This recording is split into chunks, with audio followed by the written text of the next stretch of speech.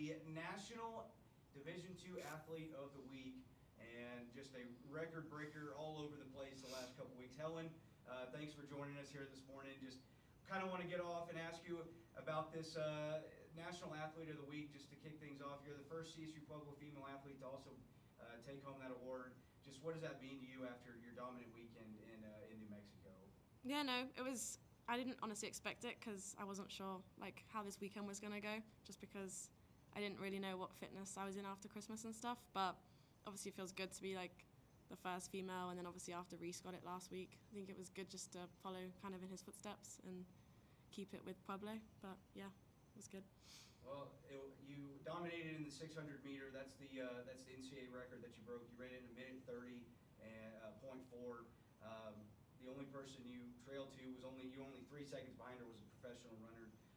600 meter, a little bit of an unconventional race. We know it's more of an indoor race, but how can you just transition from a distance runner to something like the 600 like that? I feel like I'm more comfortable with the 6 and the 8 just because my type of running is just to go out and go as fast as I can. So I felt a bit more comfortable with that, but obviously after cross country and stuff, I was a bit hesitant just because we've been doing a lot more different like workouts and stuff and focusing more on 6Ks. So I was a little bit nervous about that, and then obviously I had a mile the week before that, and that went better than I thought. So I thought maybe I'll be in a good like shape for this, and then practice has been going well, so I just sort of went with what I wanted to do and did it. We talked about I talked with Reese last week. How did cross country, you think, get you in good shape? Because we obviously know how dominant of a cross country season you ladies had. You were an All-American. How did cross country really get you guys motivated and maybe in shape? Not in shape, but prepared for indoor season.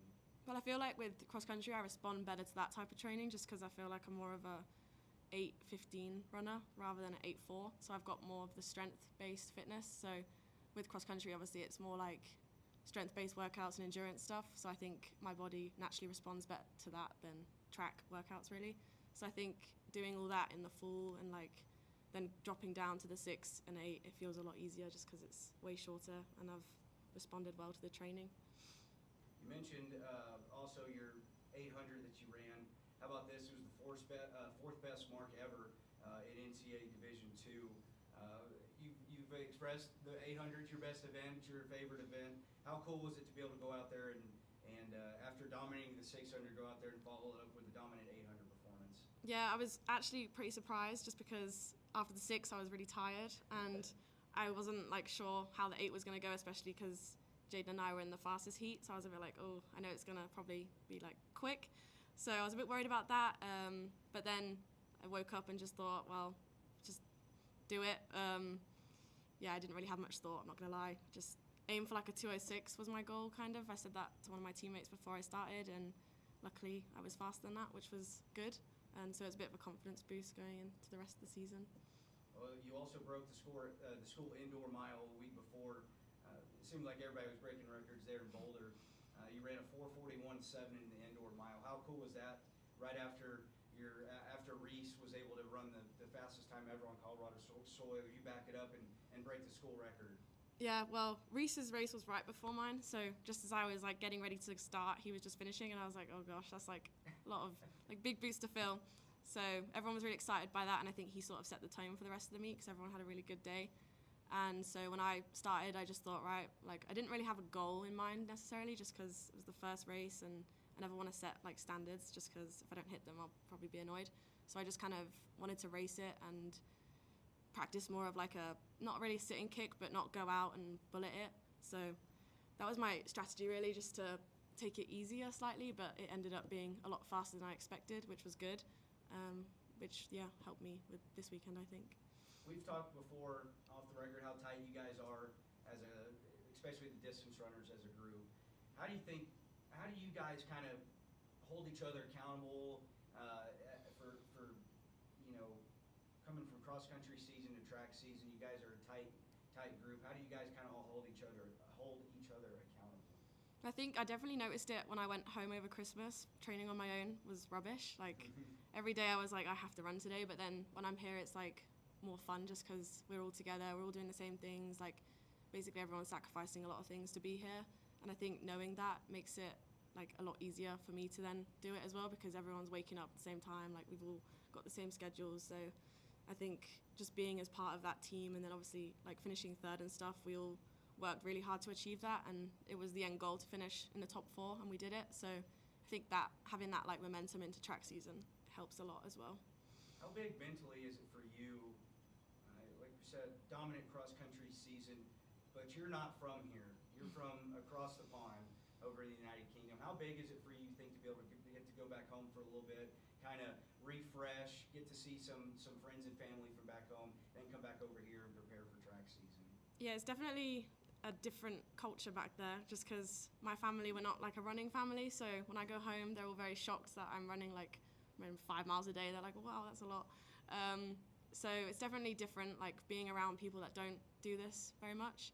And obviously the sea level is a lot easier to breathe and stuff. So I feel like training over there always feels a bit easier. And then coming here, it's like workouts are a little bit slower, but obviously that's just because of the altitude. But I think just having that like mental break from it, getting ready for track, really helps me as well, just to get like a rest and stuff. And yeah. You said you come from a family, not really a running family. Are they just over here just astonished every time you break a new record? You on the phone with them for hours at night, like, hey, I did this, you know? How cool is it to be able to call the family back home and every time you break a new record? Yeah, well, I mean, we text, we don't really call, but they always see it like from the website and stuff, and they'll text me and say, oh, well done, and like they've subscribed with like FlowTrack now, so they watch it. But yeah, I think it's just anything I do at this point, they're like, oh wow, just because it's from a non-runner, it's like anything running wise is impressive. So yeah.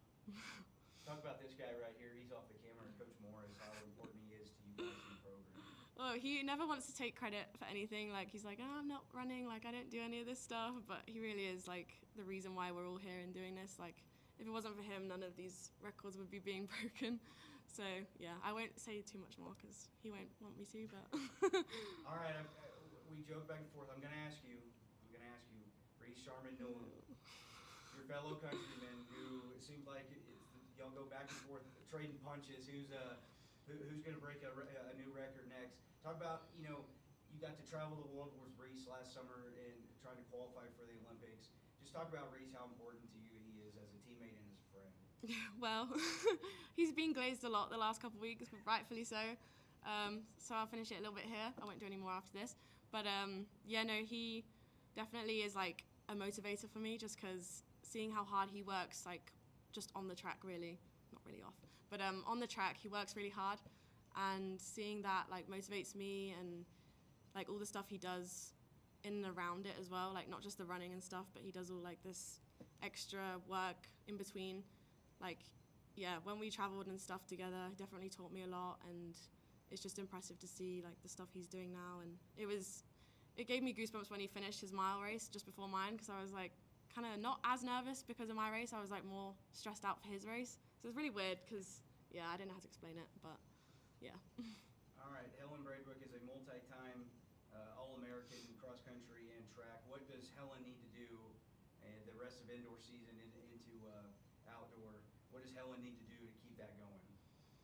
Well, main goal is just to keep like cranking training, getting a little bit faster, and then my main goal this indoor season is for the DMR. Like, we want to win, and we will. So that's like the main thing, I think, this season, just focusing on that and like the relays and stuff, and then just pushing each other as a team still, because not many people realize that track is very teamy as well, like cross. Like, obviously it's a bit different, but at the end of the day we all want the same thing, like we want another big trophy.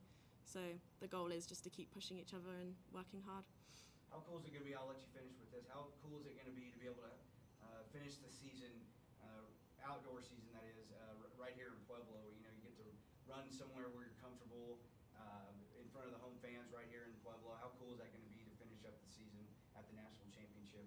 Right here.